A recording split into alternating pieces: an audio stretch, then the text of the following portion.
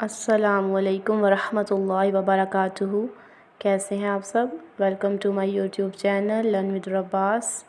الحمد للہ دس از are day 5۔ ہم لوگ حضرت ابراہیم علیہ السلام کی سیرت کو ڈسکس کر رہے تھے۔ اس کا ہم نے پارٹ 1 ڈسکس کر لیا تھا اور آج ہم پارٹ 2 ڈسکس کریں گے انشاءاللہ۔ تو چلیں شروع کرتے ہیں۔ اعوذ باللہ من الشیطان الرجیم، بسم اللہ الرحمن الرحیم۔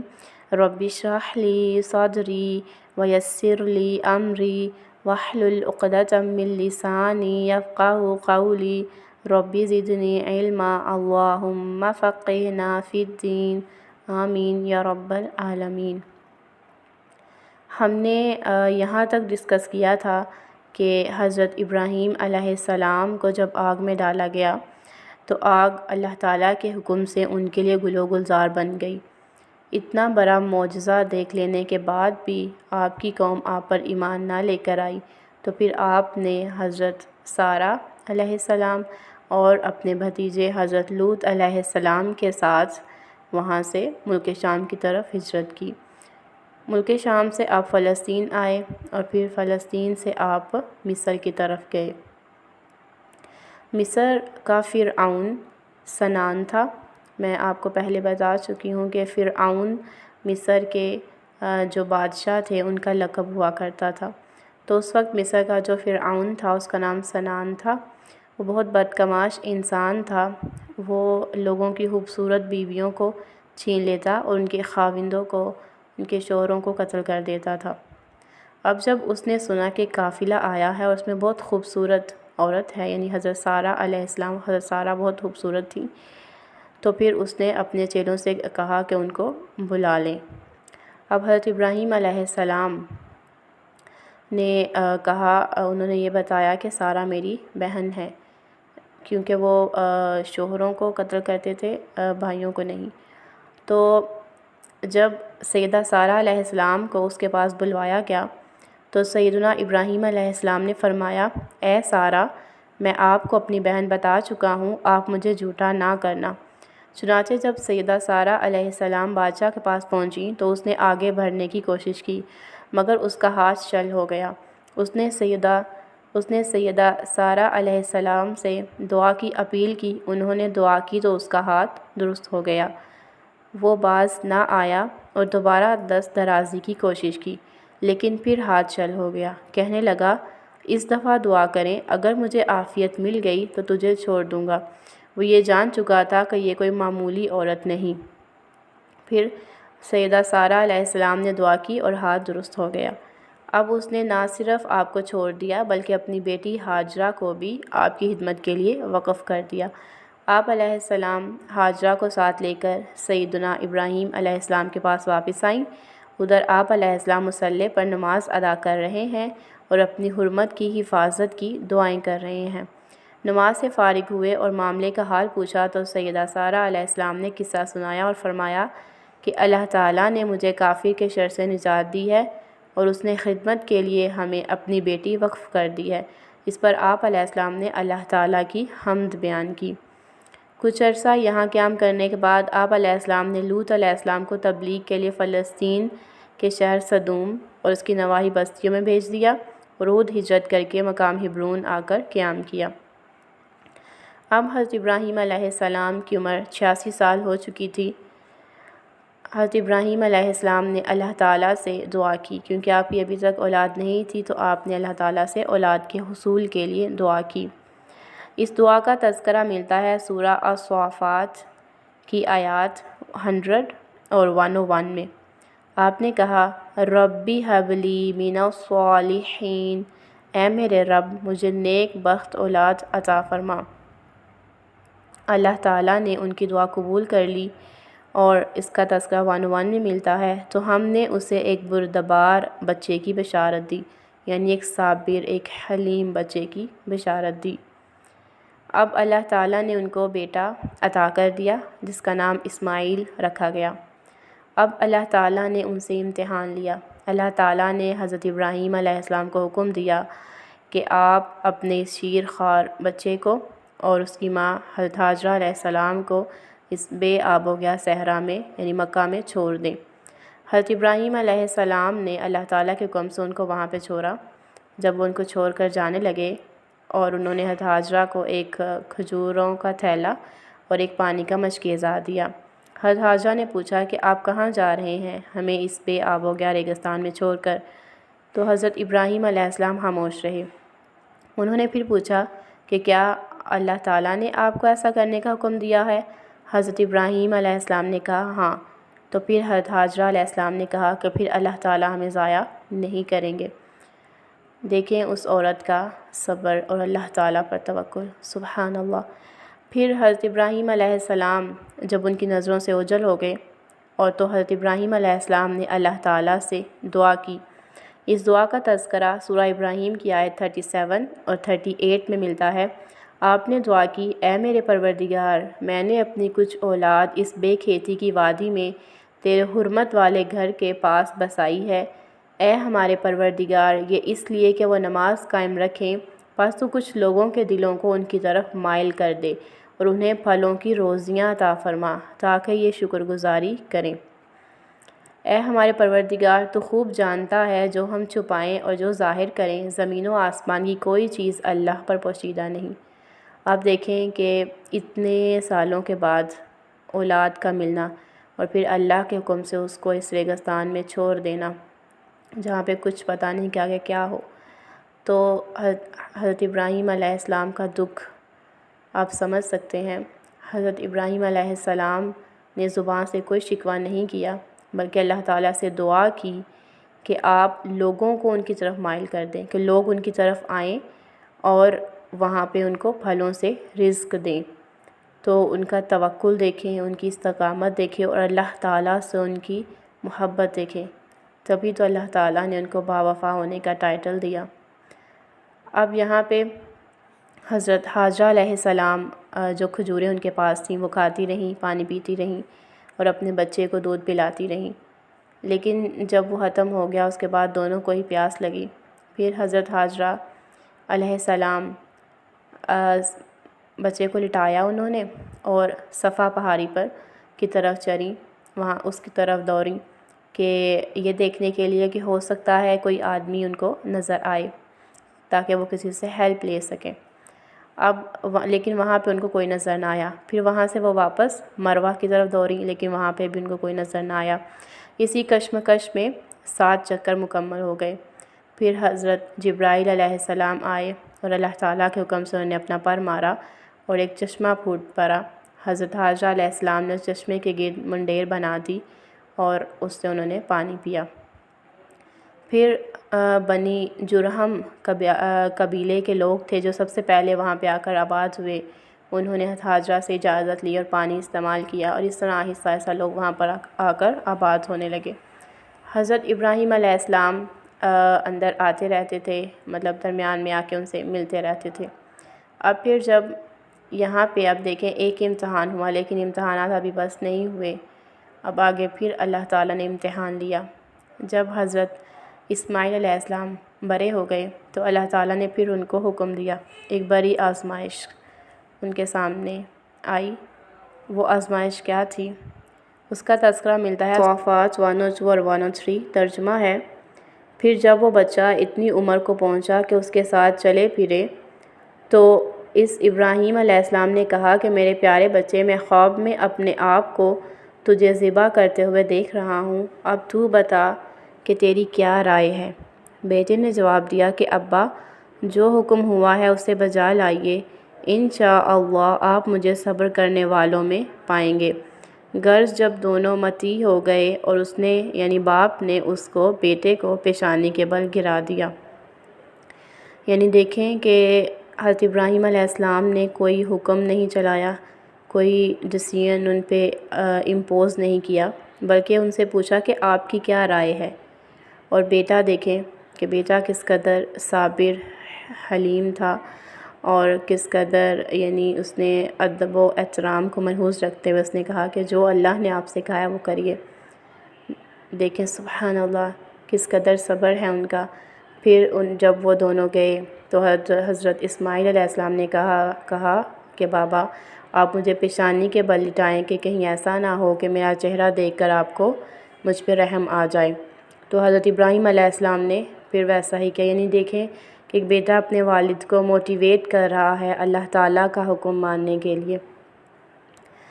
اقبال کا شعر ہے نا، میرا خیال اقبال کا ہی ہے کہ وہ فیضان نظر تھا یا کہ مکتب کی کرامت تھی، کس نے سکھائے اسماعیل کو آداب فرزندی، کہ دیکھیں کیسا فرزند تھا۔ خیر آگے بڑھتے ہیں۔ سورہ صافات کی آیات ہیں 104 سے 108۔ وَنَادَيْنَاهُ أَن يَا إِبْرَاهِيمُ، تو ہم نے آواز دی کہ اے ابراہیم، یقیناً تو نے اپنے خواب کو سچا کر دکھایا، بے شک ہم نیکی کرنے والوں کو اسی طرح جزا دیتے ہیں۔ در حقیقت یہ کھلا امتحان تھا اور ہم نے ایک بڑا ذبیحہ اس کے فدیے میں دے دیا۔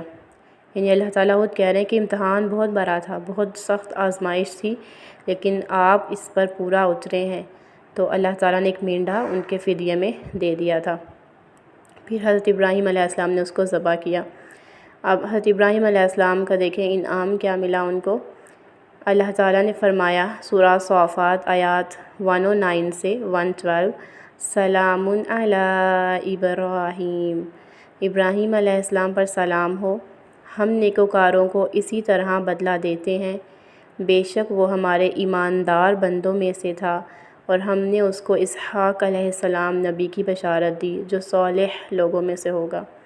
یعنی دیکھیں اللہ تعالیٰ کا انعام کہ اللہ تعالیٰ نے ان پر سلام بھیجا اور ان کو نیکوکاروں میں سے کہا، اور یہ بھی کہ اب پہلے ایک بیٹا تھا، اب اللہ تعالیٰ نے مزید خوشخبری دی کہ ہم ایک اور بیٹا آپ کو عطا کریں گے جس کا نام اسحاق ہوگا، اور وہ نبی ہوگا اور صالح لوگوں میں سے ہوگا۔ تو دیکھیں آپ جب اللہ تعالیٰ کے لیے کوئی چیز قربان کرتے ہیں تو بعض دفعہ اللہ تعالیٰ سے آپ سے قربانی لیتا بھی نہیں، اور اس سے بہترین اور بہت اچھا بہترین اجر آپ کو عطا بھی کرتا ہے۔ پھر اللہ تعالیٰ نے حضرت ابراہیم علیہ السلام اور حضرت اسماعیل علیہ السلام سے اپنے گھر کی تعمیر کروائی۔ اس کا تذکرہ آپ کو ملتا ہے سورہ بقرہ آیات 127 اور 127 سے 129 تک۔ ترجمہ دیکھیے، ابراہیم علیہ السلام اور اسماعیل علیہ السلام کعبہ کی بنیادیں اور دیواریں اٹھاتے جاتے تھے اور کہتے جا رہے تھے کہ ہمارے پروردگار تو ہم سے قبول فرما، ربنا تقبل منا، یعنی وہ اللہ تعالیٰ سے دعا مانگ رہے ہیں کہ اللہ ہم سے قبول فرما، انک انت السمیع العلیم، بے شک تو ہی سننے والا اور جاننے والا ہے۔ اے ہمارے رب، ہمیں اپنا فرما بردار بنا لے اور ہماری اولاد میں سے بھی ایک جماعت کو اپنی اطاعت گزار رکھ، اور ہمیں اپنی عبادتیں سکھا اور ہماری توبہ قبول فرما، تو توبہ قبول فرمانے والا اور رحم و کرم کرنے والا ہے۔ اب دیکھیں ان کی عاجزی کہ دونوں اتنی بڑی قربانی کے بعد بھی کوئی فخر کوئی غرور نہیں، بلکہ اللہ تعالیٰ سے دعائیں کر رہے ہیں کہ ہم سے یہ عبادت قبول کر لے۔ یہی عاجزی ہم میں ہونی چاہیے، اور اس دعا کو یاد کر لیں، بہت خوبصورت دعا ہے، ربنا تقبل منا، ربنا تقبل منا، کیا ہمارے رب ہم سے قبول کر لے، ہم سے قبول کر لے۔ پھر انہوں نے آگے دعا کی، اے ہمارے رب انہی میں سے رسول بھیج جو ان کے پاس تیری آیتیں پڑھے، انہیں کتاب و حکمت سکھائے اور انہیں پاک کرے، یقیناً تو غلبے والا اور حکمت والا ہے۔ اب اس میں کس نبی کی بات کر رہے ہیں؟ وہ حضرت ابراہیم علیہ السلام، حضرت محمد مصطفیٰ صلی اللہ علیہ وسلم کی بات کر رہے ہیں، اور کہہ رہے ہیں ان کی بابت دعا مانگ رہے ہیں کہ مکہ میں ایسا نبی بھیج، ایسا رسول بھیج جو تیری آیتیں ان کو پڑھ کر سنائے اور ان کو تعلیم دے، اور یعنی حضرت محمد مصطفیٰ صلی اللہ علیہ وسلم حضرت ابراہیم علیہ السلام کی دعا ہیں۔ تو اب یہ ایک بہت مختصر سا واقعہ تھا، سیرت تھی جو میں نے آپ کے ساتھ شیئر کی۔ ہم جتنا مرضی لمبے سیشنز کر لیں، لیکچرز کر لیں، ہم کسی نبی کی سیرت کو بیان نہیں کر سکتے۔ تو اب دیکھیں اس میں ہمارے لیے کتنا بڑا سبق ہے۔ تو یہ جو سیرت میں نے آپ کو بتائی یہ بہت تھوڑی سی تھی، اور میں نے سیشن چھوٹے بھی اسی لیے رکھے، 2 لیکچرز 2 ویڈیوز جو میں نے بنائی تاکہ آپ ایزیلی اس کو سن سکیں، اور باقی آپ تفصیل میں اس کا کسی عالم سے، علماء سے اور اسکالرز وغیرہ سے آپ سنیں۔ میں تو ایک معمولی سی ٹیچر ہوں اور میرا مین سبجیکٹ بھی بایولوجی ہے، تو ہم نے شروع وہی کیا تھا، لیکن کیونکہ ذی الحج کا مہینہ شروع ہو گیا تھا تو اس وجہ سے میں چاہ رہی تھی کہ میں اپنے اسٹوڈنٹس کو اس کے حوالے سے بتاؤں کہ ہم قربانی جو کرتے ہیں وہ حضرت ابراہیم علیہ السلام کی سنت ہے، اور حضرت ابراہیم علیہ السلام کون تھے اور ان سے ہمیں کیا کیا سبق ملتا ہے سیکھنے کو۔ اس وجہ سے یہ سیشن کیا گیا۔ تو آپ سب بھی ارادہ کریں کہ حضرت ابراہیم علیہ السلام کی سنت پر عمل کرنے کی آپ کوشش کریں گے۔ اس کے حوالے سے اقبال کا شعر ہے، ابراہیمی نظر پیدا مگر مشکل سے ہوتی ہے، ہوس چھپ چھپ کے سینوں میں بنا لیتی ہے تصویریں، یعنی it is very difficult to create the insight of Abraham, یعنی ابراہیم کی طرح کا انسائٹ، ان کے طرح کا شعور پیدا کرنا بڑا مشکل ہے، کیونکہ جو ہماری نفسانی خواہشات ہیں وہ ہمارے دلوں میں کسی نہ کسی شکل میں، کسی نہ کسی تصویر میں وہ دلوں میں چھپی ہوئی ہیں اور وہ ہمیشہ ہمارے سامنے آ جاتی ہیں۔ تو اگر ہمیں ابراہیم علیہ السلام کے جیسی نظر پیدا کرنی ہے تو پہلے ہمیں اپنی خواہشات نفسانی کے بتوں کو توڑنا ہوگا، تبھی ہم اس طرح کا جو نظر ہے، اس طرح کی انسائٹ وہ پیدا کر سکتے ہیں۔ اب آخری 5-10 منٹ میں آپ کے سامنے حضرت ابراہیم علیہ السلام کی چند خوبیاں رکھنا چاہتی ہوں۔ ان کی خوبیاں تو بے شمار ہیں، قرآن پاک میں اگر ہم تمام آیات کو اکٹھا کریں جس میں حضرت ابراہیم علیہ السلام کا تذکرہ ہے تو 250 پارے بن جائیں گے۔ تو ابھی میں جو آپ کے سامنے رکھنے لگی ہوں صرف چند ایک خوبیاں ہیں ان کی، اور آپ بھی ان خوبیوں کو سنیں اور کوشش کریں کہ ان خوبیوں کو اپنے اندر آپ ڈیولپ کریں انشاءاللہ۔ تو حضرت ابراہیم علیہ السلام کی جو پہلی خوبی ہے وہ ہے کہ وہ راست باز تھے، ٹروتھفل تھے، ہمیشہ سچ بولتے تھے، اور اس کا تذکرہ قرآن میں آیا ہے۔ اللہ تعالیٰ نے فرمایا ہے کہ اِنَّهُ كَانَ صِدِّيقًا نَبِيًّا، کہ بے شک وہ راست باز سچے نبی تھے۔ تو ٹروتھفل تھے، حق پرست تھے، ٹروتھ سیکر تھے، حلیم تھے یعنی پیشنٹ تھے، پلاسڈ تھے، بہت صابر تھے، نرم دل تھے، کائنڈ ہارٹڈ، ڈٹ جانے والے، کہ جب ایک آپ نے ٹھان لی تو پھر آپ اپنے قدم سے اپنے مقصد سے پیچھے نہیں ہٹے، پر اعتماد تھے کہ آپ نے پوری قوم کے سامنے بڑے دربار میں آپ نے توحید کا اعلان کیا۔ ایسے ہی کانفیڈنس کی آج ضرورت ہے۔ خیر خواہ تھے، ویل وشر تھے اپنے خاندان کے، اپنی قوم کے، تبھی آپ نے ان کو توحید کا پیغام دیا، تبلیغ کی۔ بہادر تھے بہت زیادہ، کیونکہ ایسے تنہا تھے وہ، اور ایک طرف پوری قوم اور دوسری طرف وہ تنہا، اتنے اسٹرانگ تھے یعنی کہ انہوں نے پھر بھی ان کے سامنے توحید کا اعلان کیا۔ اور آئیکونو کلاس تھے، یعنی بت شکن تھے، بتوں کو توڑنے والے تھے۔ حنیف تھے یعنی ٹرو بلیور تھے، بالکل فوکسڈ تھے رب کی عبادت کے لیے اور اللہ تعالیٰ کے لیے۔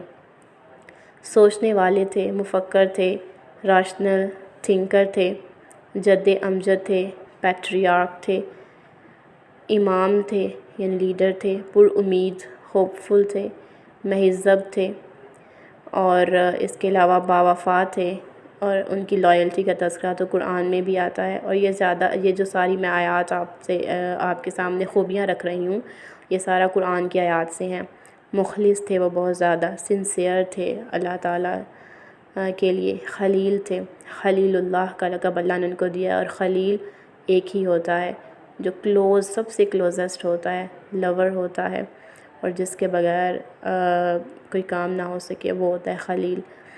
مہمان نواز تھے اور کثرت سے دعا کرنے والے تھے، اپنی ہر حاجت، ہر کام اللہ تعالیٰ سے کہتے تھے، کسی بابے پیر فقیر کے پاس نہیں جاتے تھے، صرف یکسو ہو کر، فوکس ہو کر اللہ تعالیٰ سے ہی مانگا کرتے تھے۔ تو ہم نے بھی ان تمام خوبیوں کو اپنے اندر ڈیولپ کرنے کی کوشش کرنی ہے، اور آپ نے بھی ایک سپلیکینٹ اور ایک انووکر بننا ہے، یعنی کثرت سے دعا کرنے والا اور خالص اللہ تعالیٰ سے دعا کرنے والا۔ تو ابراہیم علیہ السلام کی جو ہم نے یہ چھوٹا سا ہم نے واقعہ پڑھا، اس میں یہ تمام خوبیاں آپ نے جو سمجھیں، آپ نے اس سب کو اپنے اندر ڈیولپ کرنے کی کوشش کرنی ہے آپ نے بھی اور میں نے بھی انشاءاللہ۔ اللہ تعالیٰ ہمیں ان تمام خوبیوں کو اڈاپٹ کرنے کی، ان کو ڈیولپ کرنے کی ہمیں طاقت اور توفیق دے، آمین۔ اور اب آپ جب اس عید الاضحیٰ پہ آپ قربانی کریں تو آپ اس تمام واقعے کو سامنے رکھیے گا کہ کیوں قربانی کی جاتی ہے، اور اصل قربانی جو ہے وہ اپنی خواہشات کی، اپنی نفسانی خواہشات کی ہے، اور جو ہم نے بت بنا رکھے ہیں اپنی خواہشات کے، ان کی قربانی ہے اصل میں۔ یہی سبق ہمیں ہر سال کی عید الاضحیٰ دیتی ہے، تو اس کو ہم نے چھوٹے سے سیشن میں تازہ کیا ہے بس۔ اب آپ کا کوئی بھی کویسچن ہے آپ پوچھ سکتے ہیں، اور اگر کوئی غلطی ہو گئی ہو مجھ سے، اللہ تعالیٰ مجھے معاف کرے، آمین، اور آپ مجھے آگاہ کریے گا۔ اس کے علاوہ ہم انشاءاللہ اب عید کے بعد ہم اپنا جو بایولوجی کا ہم اپنا لیکچر کر رہے تھے، 3rd لیکچر تک ہم نے پڑھا تھا، برانچز آف بایولوجی، جو ہم نے 4 سے 5 آئی گیس ڈسکس کی تھی، تو ہم آگے سے وہیں سے شروع کریں گے انشاءاللہ۔ تب تک کے لیے اللہ حافظ، اپنا بہت خیال رکھیے گا۔ جزاکم اللہ خیراً کثیرا وحسن الجزاء فی الدنیا والآخرہ۔ السلام علیکم ورحمۃ اللہ۔